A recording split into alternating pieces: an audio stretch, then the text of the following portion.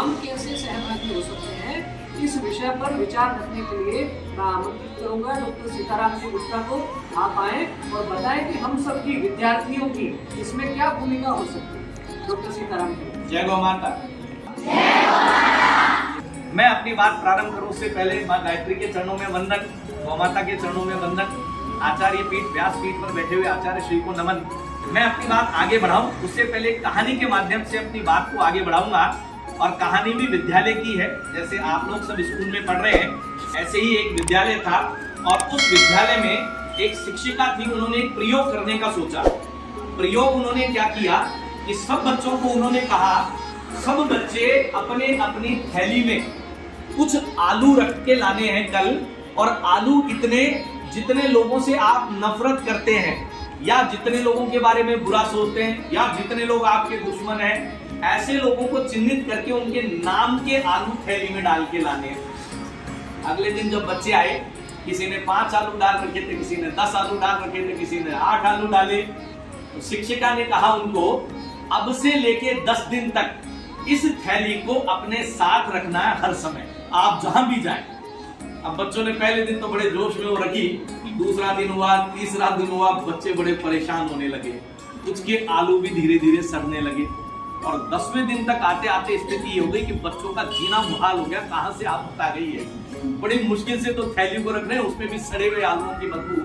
10वां दिन जब आया तब शिक्षिका ने कहा कि अब वो थैली आप हटा दीजिए। बच्चों को बड़े चैन की सांस आई कि चलिए इससे मुक्ति मिली। लेकिन एक बहुत गहरी बात बच्चों को सीखने को मिल गई और शिक्षिका ने बड़ी मार्मिक बात कही। वो बात मैं आपसे शेयर करूंगा। 10 दिन आपने इतने से आलूओं की थैली रखी।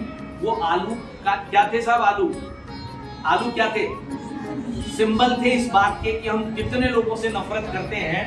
केवल आपने जिन लोगों से आप नफरत करते हैं, जिन लोगों के प्रति अच्छे विचार नहीं है, जिनसे आपकी बनती नहीं है, अगर ऐसे 5-10 लोगों के नाम के आलू जिस थैली में आपने रखे, जब उसको 10 दिन झेलना मुश्किल हो गया, आप कल्पना कीजिए जीवन में यदि हम ऐसे लोगों से नफरत करें, हमारे दिमाग में उनके प्रति बुरे विचार भर के रखें, लोगों के बारे में बुरी सोच रखें, तो ये जिंदगी तो दुभर हो जाएगी कि नहीं होगी। और शिक्षिका ने क्या कहा, जीवन इस आलू की थैली की भांति नहीं होना चाहिए जो 10 दिन में ही आपकी जिंदगी को और तबाह कर दे।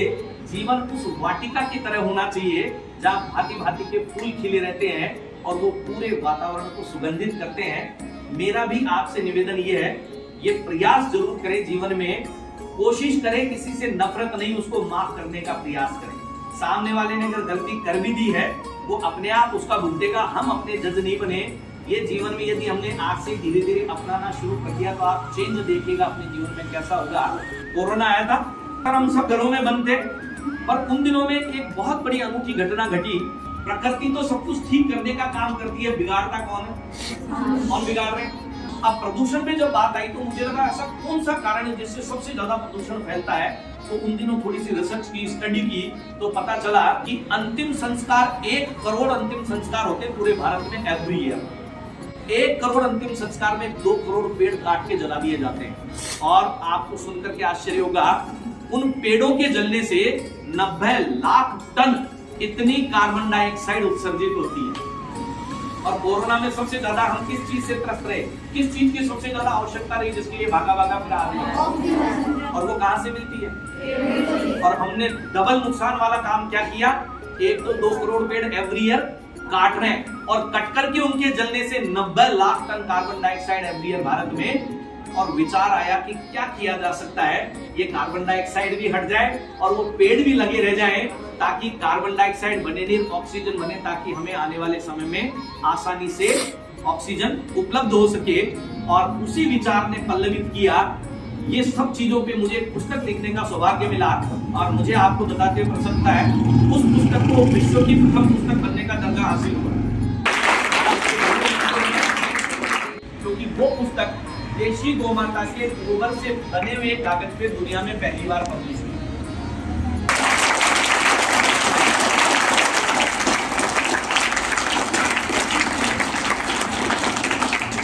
और इन सब रिसर्च को करते करते कोरोना की दूसरी लहर भी आई। वहां अखबारों में पढ़ा कि लकड़ियां नहीं मिलने की वजह से कतारें लगी मोक्ष धामों में, क्योंकि लकड़ियां अवेलेबल नहीं थी। और उसी पीड़ा के परिणाम स्वरूप और एक ऐसी लकड़ी का निर्माण हो गया जो विश्व में पहली बार बनाई गई, और उसे नाम दिया गया गौमय संविदा। और वो भी समस्या के समाधान के रूप में आई। पराली शब्द आप लोगों ने सुना? अभी कहाँ जलाई जा रही है सबसे ज्यादा? पंजाब और हरियाणा में जलती है ना। और प्रदूषण कहाँ तक आता है? राजस्थान तक पूरा इंडिया त्रस्त होता है। पराली शब्द एग्रीकल्चर वेस्ट है, अलग अलग जगह अलग अलग है। अगर पंजाब और हरियाणा में जाएंगे तो वहां चावल की भूसी है। राजस्थान की बात करते हैं तो सरसों का एक्सट्रैक्ट है। विदर्भ महाराष्ट्र में जाते हैं तो सोयाबीन का एक्सट्रैक्ट है।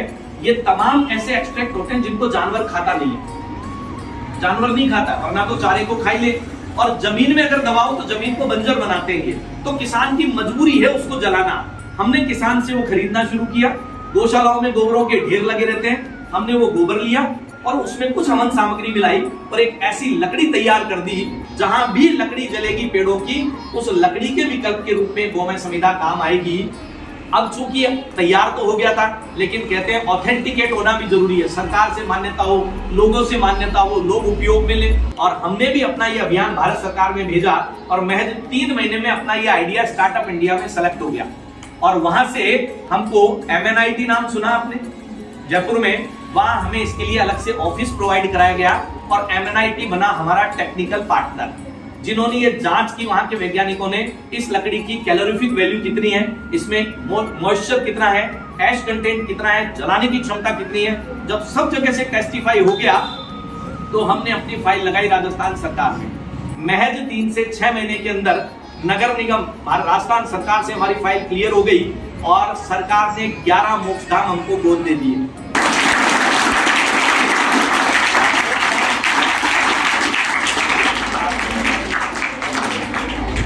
बढ़िया, अच्छा। और सरकार से जब हमें अप्रूवल मिली, नगर निगम के साथ हमारा MOU साइन हुआ, क्योंकि ये सब नगर निगम के अंडर में आते हैं। और 11 मोक्षधाम एज ए पायलट प्रोजेक्ट हमने गोद लिए कि पहले इन पे सक्सेसफुली करके दिखाते हैं, फिर हम धीरे धीरे इसको राजस्थान में ले जाएंगे और उसके बाद ऑल ओवर इंडिया में ले जाएंगे।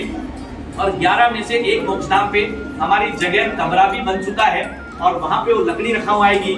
और सबसे बड़ी खास चीज इसकी ये है, हम वहां एक बोर्ड लगाने जा रहे हैं जिसपे लिखने जा रहे हैं कीमत इस लकड़ी की ये है, आप सक्षम हैं तो दे जाएं, वरना गौमय परिवार की ओर से भेंट है, लेकिन पेड़ों की लकड़ी जलाना बंद करें। और अब चूंकि सरकार मान गई थी, लकड़ी बन गई, अप्रूव हो गई, सब हो गई, लेकिन लोग कैसे जुड़े इससे हमारे, तो हमने यज्ञ का सहारा लिया। क्योंकि जिस तरह से यज्ञ में सब कुछ जल करके भस्म हो जाता है, उसी तरह वहां अंतिम संस्कार में भी क्या होता है, सब कुछ जल करके भस्म हो जाता है। और जब सब कुछ भस्म होना है तो हम ये कहते हैं कि जब मनुष्य शरीर हमें मिला और एक दिन हमें भी जल करके अगर भस्म हो जाना है, तो उस भस्म होने से पहले अपना इंसान होने का फर्ज हम निभा जाए।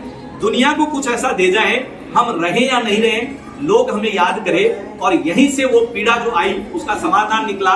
पंचकुंडीय यज्ञों की हमने श्रृंखला प्रारंभ करवाई साहब, और लगभग आज 36वां यज्ञ हमारा ये है। 35 यज्ञ जयपुर के अलग अलग कॉलोनियल एरिया में हम करवा चुके हैं और 51 पंचकुंडी यज्ञों की हमने श्रृंखला ये प्रारंभ करी।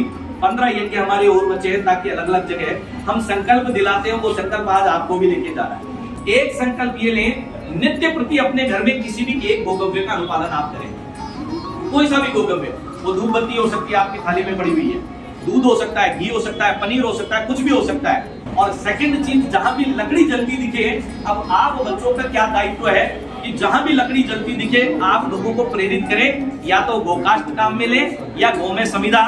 हमने 2021 की होली पे एक छोटा सा इनिशिएटिव लिया था, गोकास्ट से होली का दहन, क्योंकि होली जलने में भी एक पेड़ जल जाता है। नगर निगम और व्यापार मंडलों के साथ मिलकर हमने और एक अभियान चलाया।